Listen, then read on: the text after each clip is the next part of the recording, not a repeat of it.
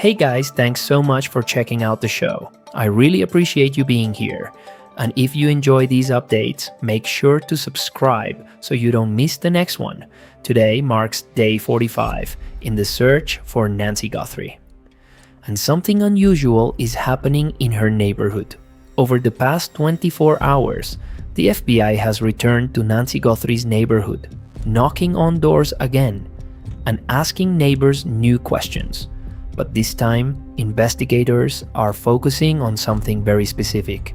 Construction workers who were building houses just down the street from Nancy's home. So the question is, why would the FBI suddenly want the names of every contractor and worker who has been working in that neighborhood? Let's break down the latest developments and what they might mean for the investigation. It has now been about a month and a half since Nancy Guthrie disappeared on February 1st. According to several neighbors, FBI agents have recently returned to the area and have been asking additional questions. One neighbor told me that agents were asking about someone who had moved out of the neighborhood shortly before Nancy disappeared. Now, that doesn't necessarily mean that person is connected to the case, but investigators clearly want to understand who was around the neighborhood in the weeks before Nancy went missing. However, the most interesting detail involves several houses currently under construction nearby. Neighbors say the FBI is asking for very specific information, not just about the construction itself, but about the people working on those job sites. Investigators reportedly want the names of every contractor and worker who has been in the neighborhood building those homes. To better understand why this might matter, I spoke with former FBI Special Agent Steve Moore. And according to Steve, this step may simply mean investigators are retracing earlier steps in the investigation. He compared it to something many of us have experienced. Imagine you lose your car keys. First, you check the obvious places. Then you retrace your steps. But if you still can't find them, you start looking in places you normally wouldn't check, like pulling apart couch cushions or searching through drawers you rarely open.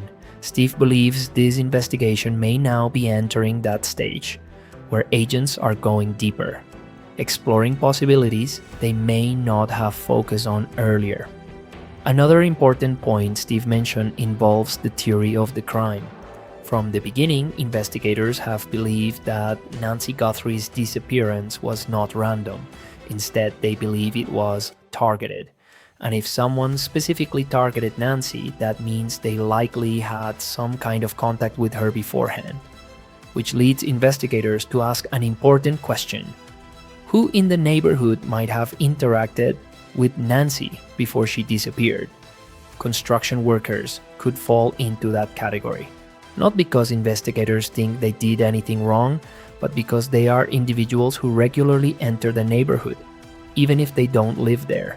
People who may have seen Nancy, spoken with her, or observed her daily routine. Steve also mentioned another possibility. Someone could have been watching the house. In investigative terms, that's called casing the property. And interestingly, investigators have already shown interest in two specific dates, January 11th and January 24th.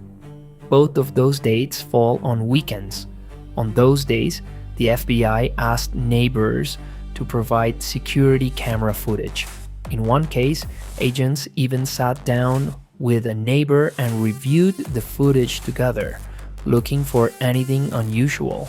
So why weekends? Steve believes it could mean the person responsible had a regular weekday job, which would mean the only time they could watch the house was during the weekend.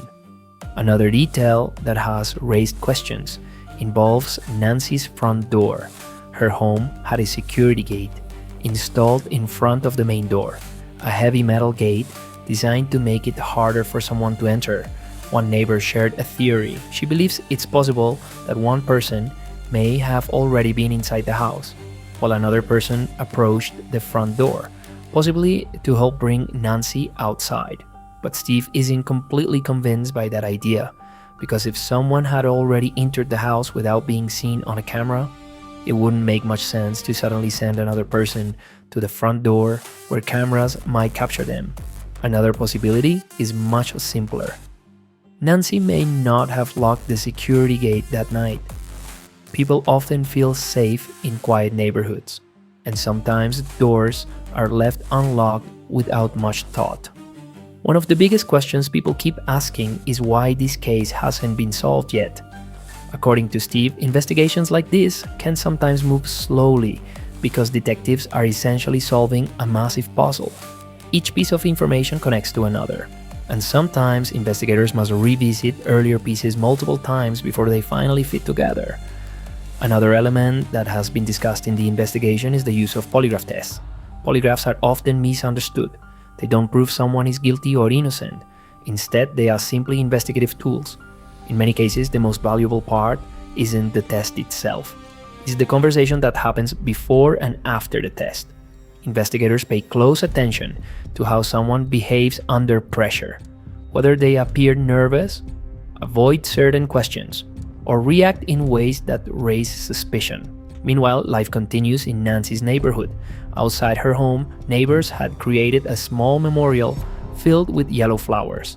But as time passed, many of those flowers began to fade. Recently, neighbors came together to remove some of the dead flowers and clean up the memorial area.